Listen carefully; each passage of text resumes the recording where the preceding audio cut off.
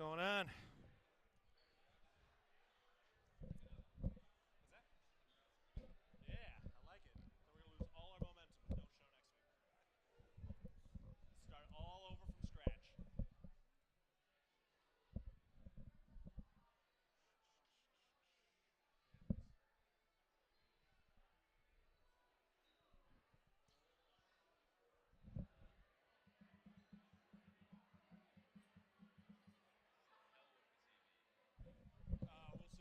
So the camera they use is broken, and then they're waiting on um, a part that I can use these USB cameras for, because we're streaming on YouTube now for this, which I'm also doing for the games with like the in-camera, in-booth camera. Yeah, not a huge fan, but people really like it, so we're gonna do it, and it's sold. So no, I remind myself it's there nonstop. Yeah,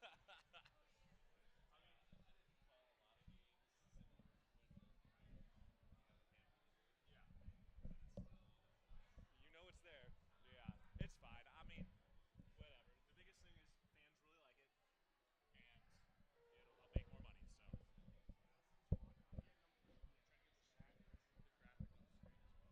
So. But no, so trying to get it. Yeah, yeah, yeah.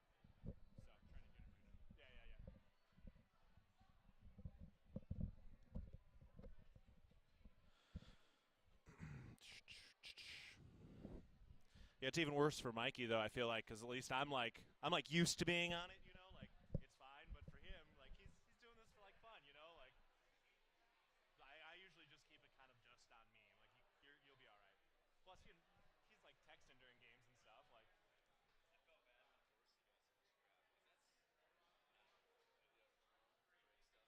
oh yeah, oh I know. I felt bad for him. Yeah, shit. I throw shit around. Like, you let it out and then you move on. It's really the best way to do it. But yeah, just keep on keeping on. Just means you care. Is it Chambers' birthday today?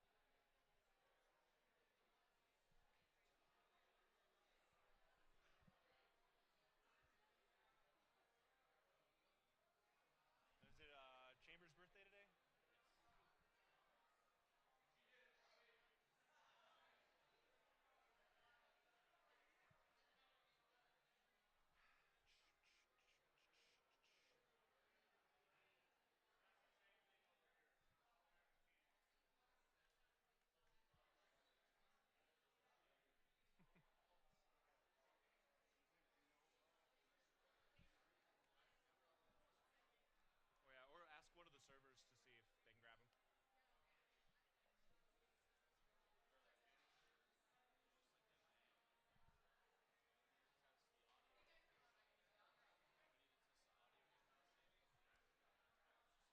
And then when the show goes live, I'm gonna have you click. You see that bottom left corner where it says Cover All?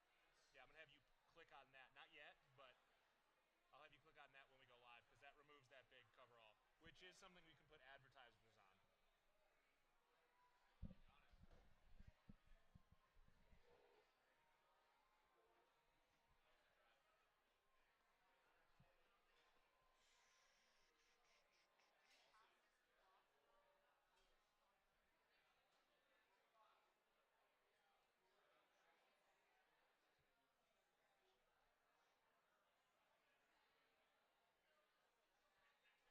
You gonna be at this blue and gold gala on Friday though? I'll be emceeing it.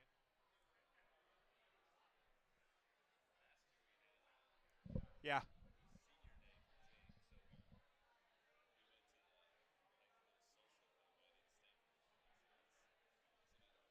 Yeah. I'm looking forward to it. It'll be all right. First thing I'm doing like outside of that. We're going in 60 here, Chris.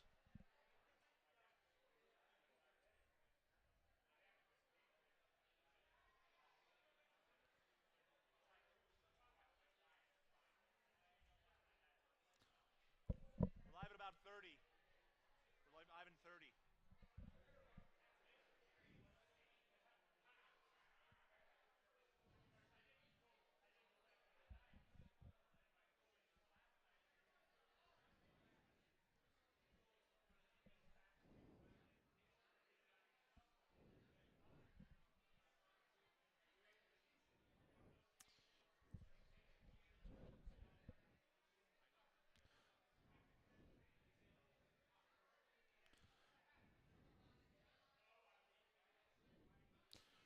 Go ahead.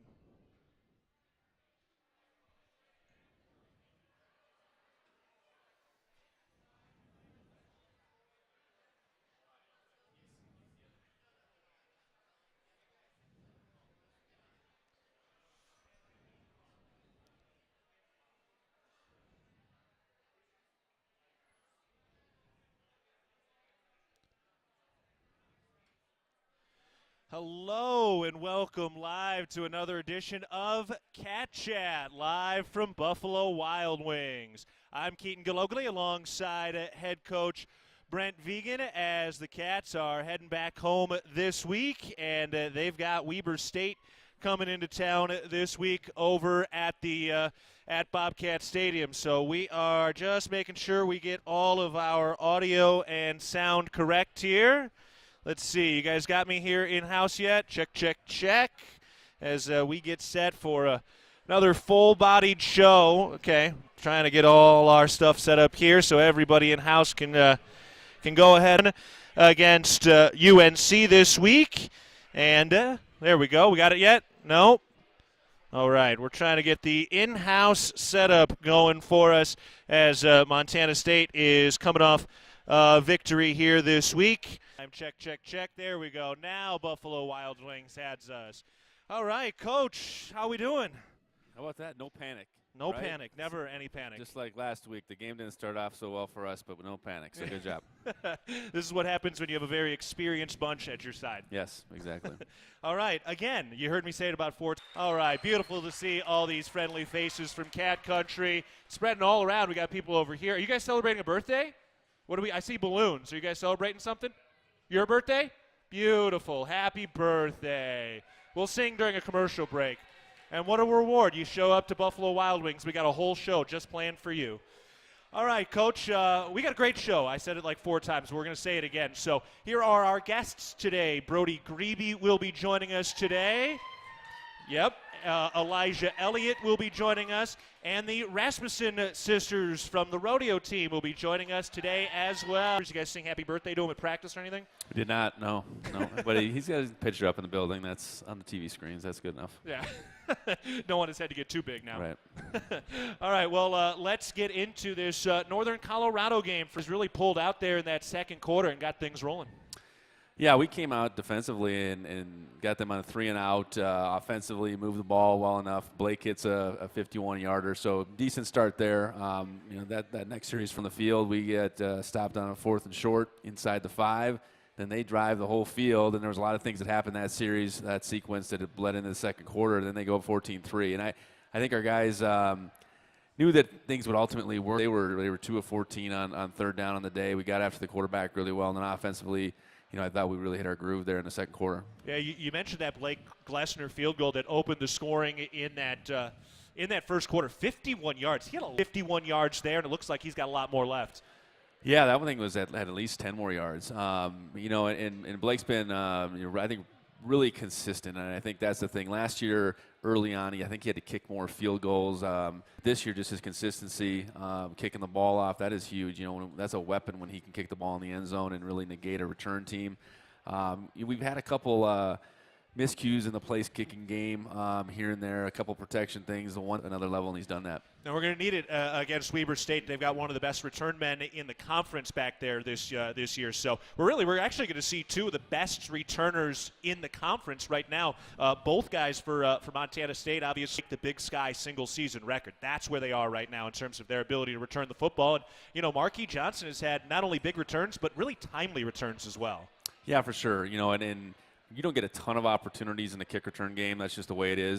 And, we'll see how it goes this Saturday. I know weather can play a factor, one direction typically in the stadium. So every time we get it in the direction that they might not kick in the end zone, we need to have a big play. All right, let's talk about the star of the 8 yards. 3 receiving touchdowns. That's the most receiving touchdowns in a single Big Sky game so far this season, and none was bigger than that catch at the end of the second half that gave you guys the lead. It was a little bit of an underthrown ball, pure turning point in the game. Yeah, no question. If that goes the other way of the 50-50 and they make an interception there, that's a bad play, and it really would set set the tone in a bad direction going into the half. So Willie made the play. That's why we're throwing it up. We got guy who's more than capable, and he's really turned into a big play guy. I think, one of the things we've talked about is the knack for the ball that this entire wide receiver core has. But it can sound a little cliche or maybe just generic, but I felt like this play in particular really highly gathered himself, kind of moving away from the line of scrimmage. Willie had seen that ball was coming out. Because it was kind of lofted, well-timed, albeit a little short. He was able to stop with both feet and jump back toward that football. And it was that type of nuance I feel like really stood. Thrown, but they're not that typically that underthrown where both guys kind of face the ball. A lot of the ones out in the middle of the field is typically our guy that can react to the underthrown ball and the defender can't. That one in the end zone, they both saw it cleanly, and Willie just went after it more. Opportunities that pop up, and you make them or you don't, and Willie's a guy that's making them right now. All right, for Willie Patterson, let me update you on some of his single season now and career record marks. Because of that touchdown, he's now got 8 touchdown reception. Will tie him with Lance McCutcheon for 5th most in program history in a single season. And his next touchdown reception will also move him into 10th place in program history in career. The other piece of news that you told us on Monday was that Isaiah Ifanse got back on the practice field this week. So very exciting to know that Ifanse is at least out there, not imminently going to play. But what does Ifanse look like in practice? This is the next step. Out there working with Coach Beal and the running backs in individual and doing more football movement, catching balls from the quarterbacks, taking handoffs from the quarterbacks. Build them up. I think that's all I can really say right now. But, really good to see him out there with a helmet on doing some things as opposed to just walking around the perimeter. The other big turning point in this game, or could have really been the wrong kind of turning, targeting, but what did you see on that play? What kind of explanation did you get on that play at the time? Well, ultimately, in real time as it happened, I didn't see it as a targeting, but, that's not the way it works for me. Confirmation, and that's as pure as it is. So if it gets called on the field, it's going to get reviewed, and ultimately the review showed the crown of Brody's helmet slightly hit the face mask of Dylan McCaffrey, and we're talking a matter of inches. Rarely are our players from any team getting targeting calls with intent, but it's meant to make our game safer. I don't know that there was any safety concerns with what happened there, but ultimately call, and whether I agree with it or not really doesn't matter. But that's the, being called in real time, I guess. That's where the judgment piece comes. I don't think they would have went fishing for that call by any means. Because they can do that. And it was really a situation where it's bang bang. Brody's head follows his hands. He wasn't trying to do anything, and unfortunately he missed the rest of the game. And that was an opportunity for some other guys to step up in his place, and I thought they did well with that. Kenneth Iden was one of the guys who got a lot of that time. He got into the backfield. They had a couple big runs. The touchdown included early, and after that, we really stopped the run. And I think they ultimately threw it over 50 times. Had a lot of completions, had 30-some completions, but they were all short in nature. We were just making it really hard on them and making them a rough deal for a quarterback. We got many guys that can get after the passer, and it was kind of a collection of a lot. Ben Seymour had a really good game. Sebastian and Blake in the interior, continue to put pressure on. We'll need that group up front to continue to harass quarterbacks. That is the name of the game on defense. If we can make it really hard on that guy and he can't make plays, then we're going to have a good chance to win the game. Yeah, the thing about the rule, too, is that McCaffrey took about 3 steps backwards before he fell down, which I think also is an indication of the force. But that is what it is. It's in the past now. We're going to keep on keeping on, and that's why you've had so much or developed so much depth on the defensive line and needing to develop this game as well. So how do you feel like this offensive line is going to kind of handle some of those missing guys moving forward? Well, we need to. Jacob Kettle stepped in, and Jacob's played, so that wasn't the first time he played. He stepped in for Marcus, and that was his most extended in there already. So it thins us out a little bit, but it's not like we are inserting guys that haven't played. It puts some other guys, Joel McElroy, Connor Moore, a true freshman, a little closer to playing. I know that. And you mentioned Cole. I think Cole will be back. We'll continue to move on, and guys have to step up, and that's the nature of why we practice the way we do, and why we know it ultimately in the course of the season. We're going to have to count on a lot of guys that you maybe didn't think you would back in August. Elliott after this timeout, Brody Grebe a little later after that, and then the Rassmusen sisters from the rodeo team, the national championship rodeo team, will be here as well. Eagle Mount Bozeman is committed to providing quality adaptive rec eagles. This is Cat Chat presented by Learfield.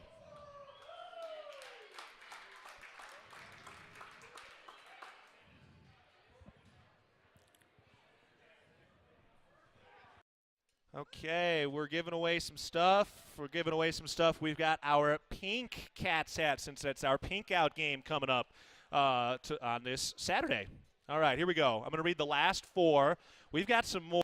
2-2. There it is.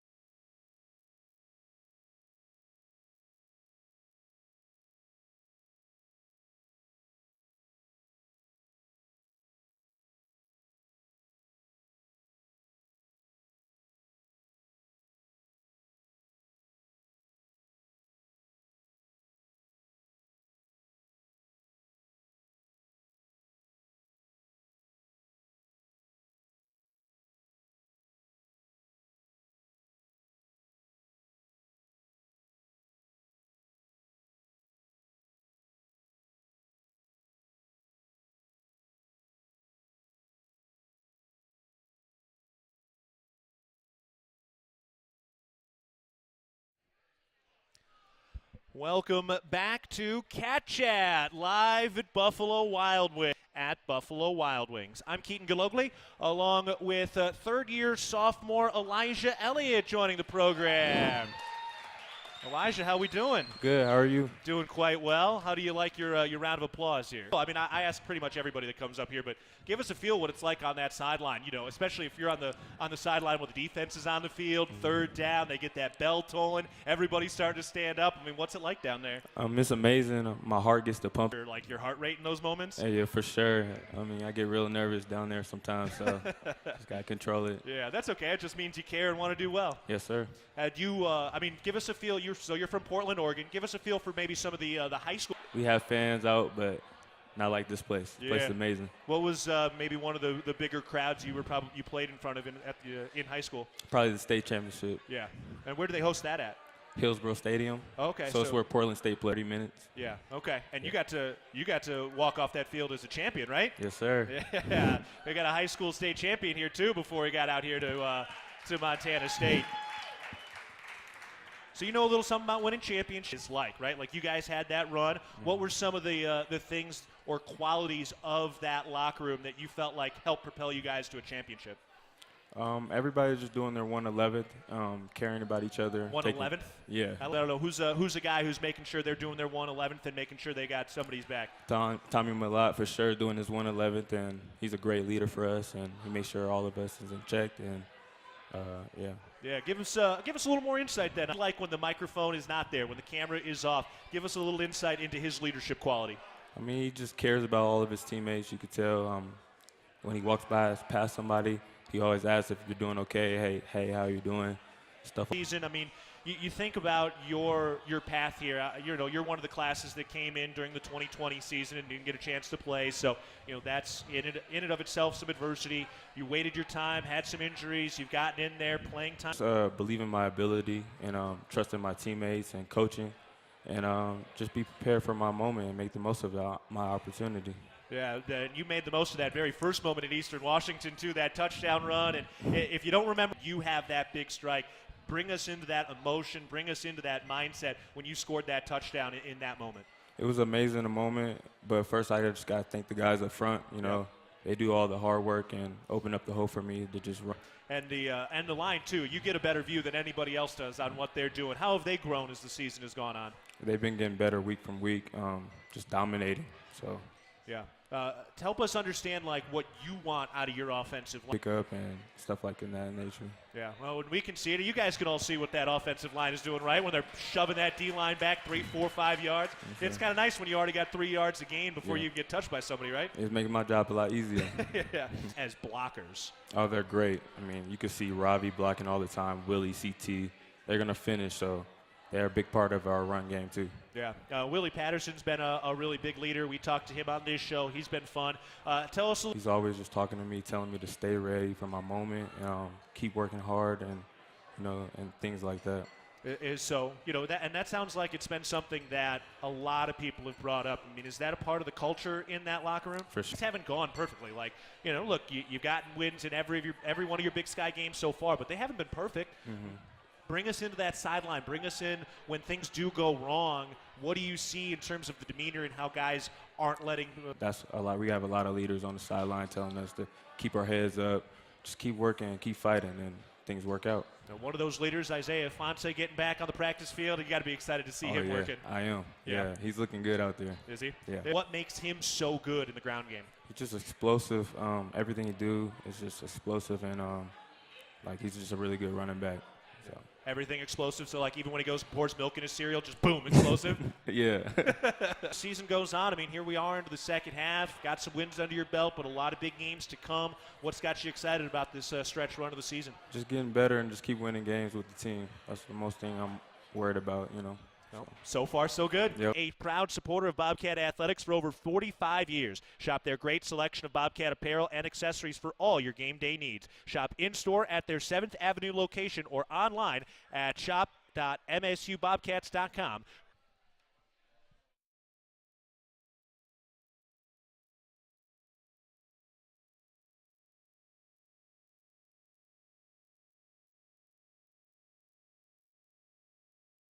Yeti mug, cooler, tumbler. Twist open, and it's got a special cap in there, and it's pink, and it's got the Bobcat logo on it. All right, sweet. Things are well mixed up, so hopefully I don't grab 7. Oh, I did grab the same table. I swear I stirred this thing up.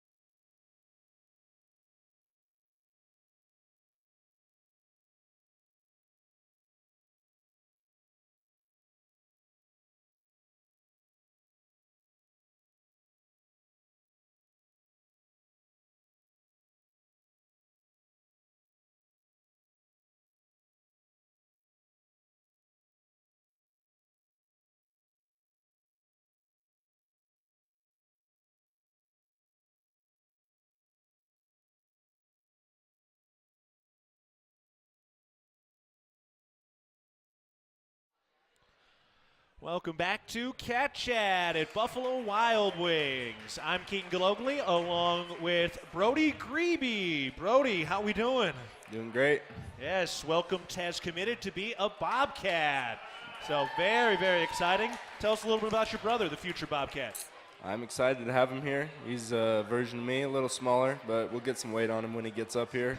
And yeah, it kind of feels like a lot of guys come here and aren't 100% sure what position they're going to play. Yeah, exactly. I came in the same way.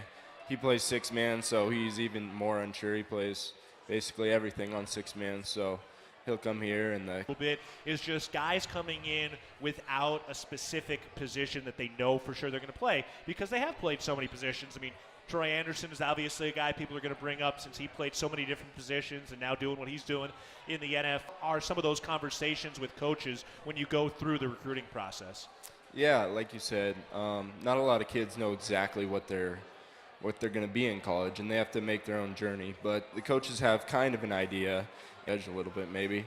So I moved to Buck, and then when the new staff got here with Coach Vigen, they said the easiest transition will be to DN, and my journey just kind of took me to there, and it's worked out great. Yeah. So Those two things I'd say.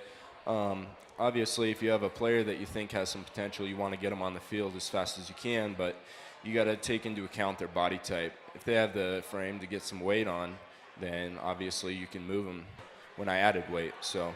Yeah, that's a huge amount of weight. Do you feel different when you walk around now with 50 pounds? I imagine picking up a 50-pound dumbbell and walking around with that thing. You just put that on your body.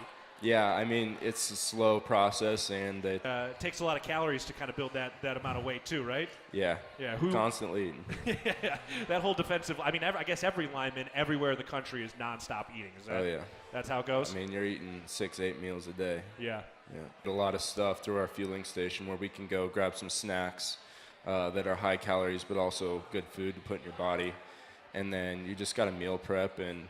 We get breakfast for us and dinners, so that takes a lot. You can get a full season's worth of meat in one hunt, but yep. You don't have to do that, and you don't have to go make it all. I bet you're making 8 meals a day. That's a full-time job. That's what chefs do.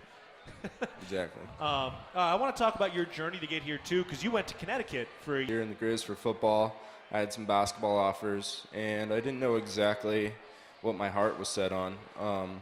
So I decided to go to Connecticut and kind of figure out what exactly I wanted to do. It didn't take any college eligibility, so.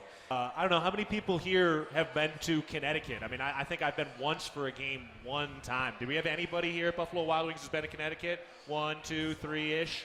So not too many. What was it like out there? What was your first impressions of being? 100, if that, and going out there, that was a interesting place to say the least, and I was ready to come home.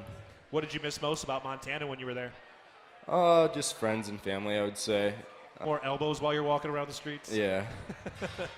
And you said, too, that you weren't 100% sure where you wanted to go. So while you were there, what made you fall in love with Montana State? What made you realize that this was the place you needed to be? Play football or basketball. And when I went out there, I was like, wow, I really miss that, and I want to go back there.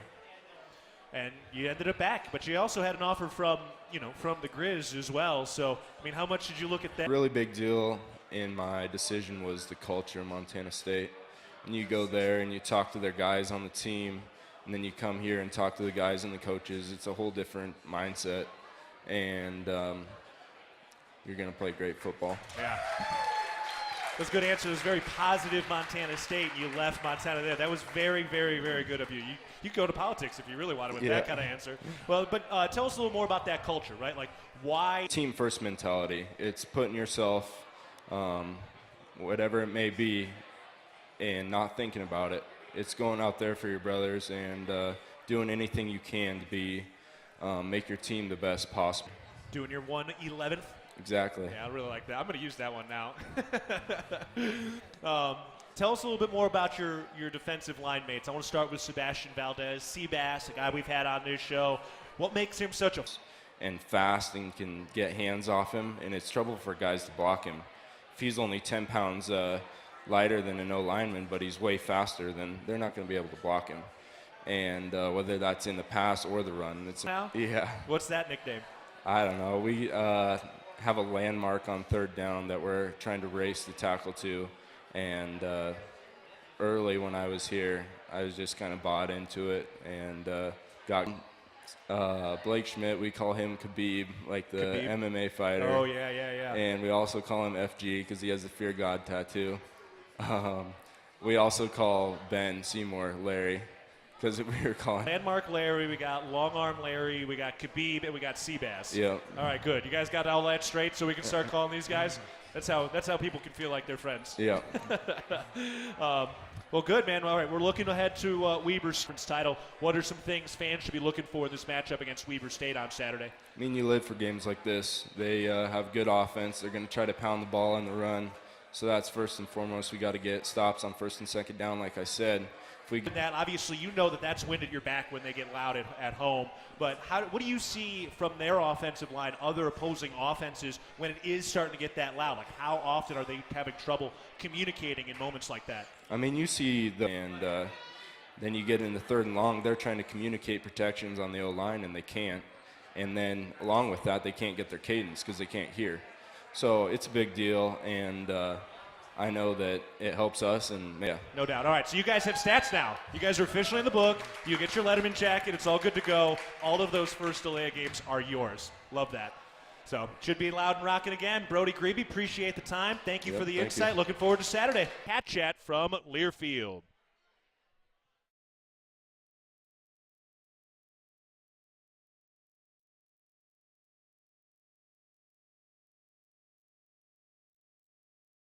Gift card we're giving away, $50 to the MSU bookstore. Weather's about to change this weekend, so maybe it's time to grab some layers. All right, here we go. Last four numbers. 6638. 663.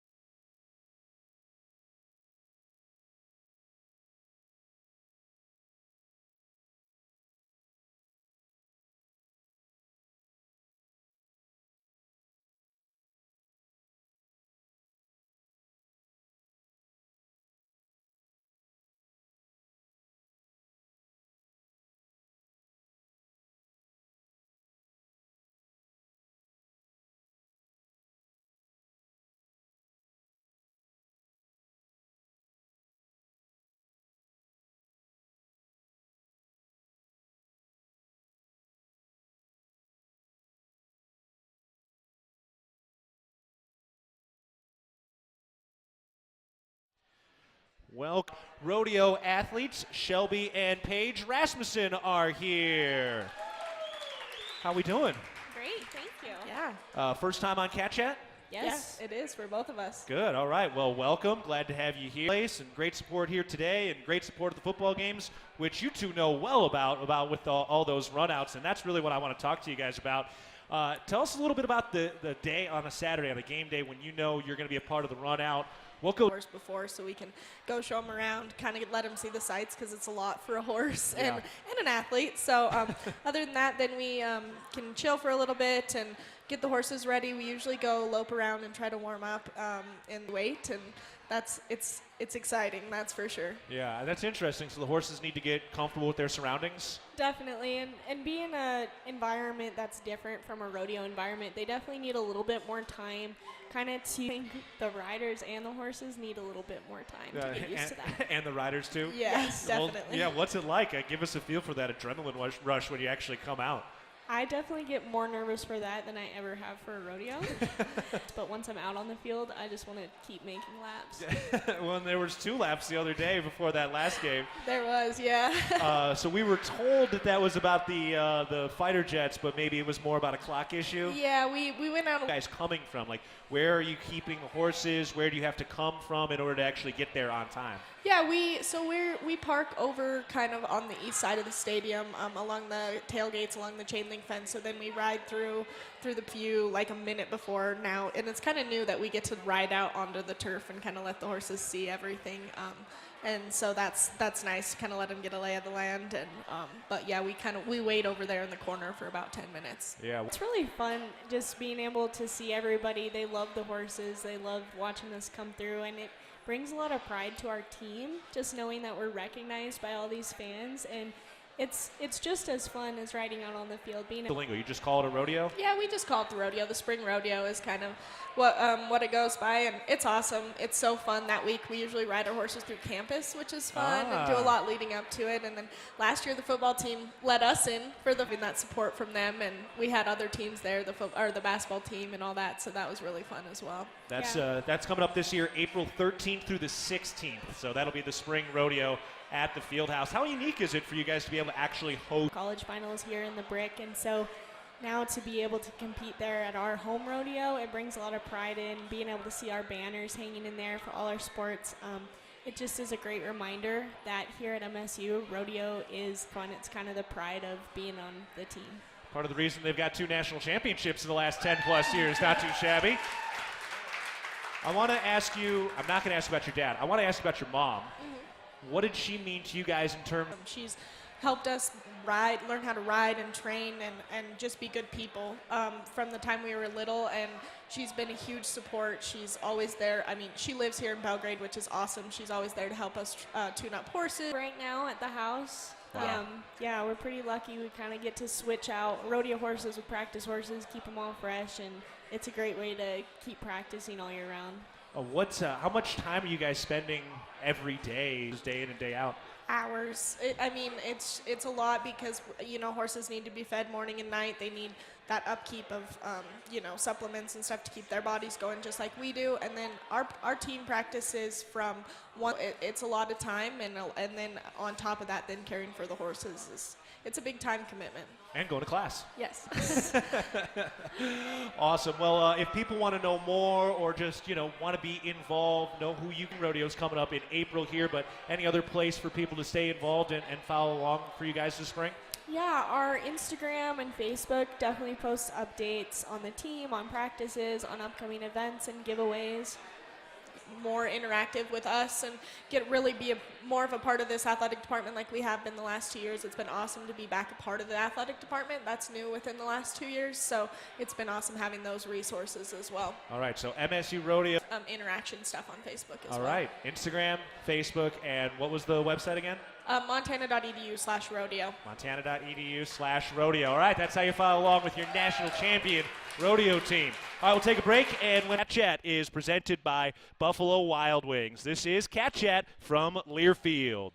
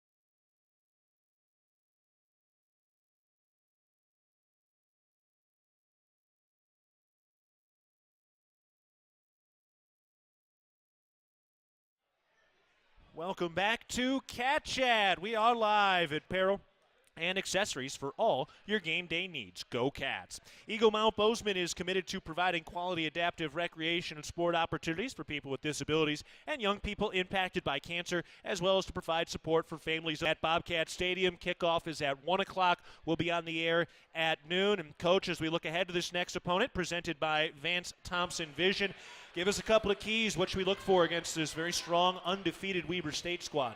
Balanced on the defensive side. You want to stop the run, and you want to be able to get out the passer after the passer, and then you want to have an edge in special teams. So how does it break? I think it's we got to be physical. We have to probably play as physical a game. Who's opportunistic as far as making some plays in the red zone. I think it's all the things that we try to really pride ourselves in every week, and it just gets amplified when you take on an opponent like this. Yeah, and this is a Weber State squad that's first in the so they know what they're doing up front, and it's going to be a lot of fun. It's going to be loud, no question about it. And that was our look ahead to the next opponent, presented by Vance Thompson Vigen. Okay, reminder: no show next week with the bye week. No Cat Chat next week. You can come here and eat, but we have head coach Brent Vigen and Bobcat Athletics over wings and beer here only at Buffalo Wild Wings, starting at 6:30. Okay, that will wrap things up. Thanks to everybody who joined the show today. Thank you, Brody. Thank you, Elijah. Thank you, Shelby. Thank you, Paige, for joining the show. Coach Brent Vigen. This is Keaton Galogly.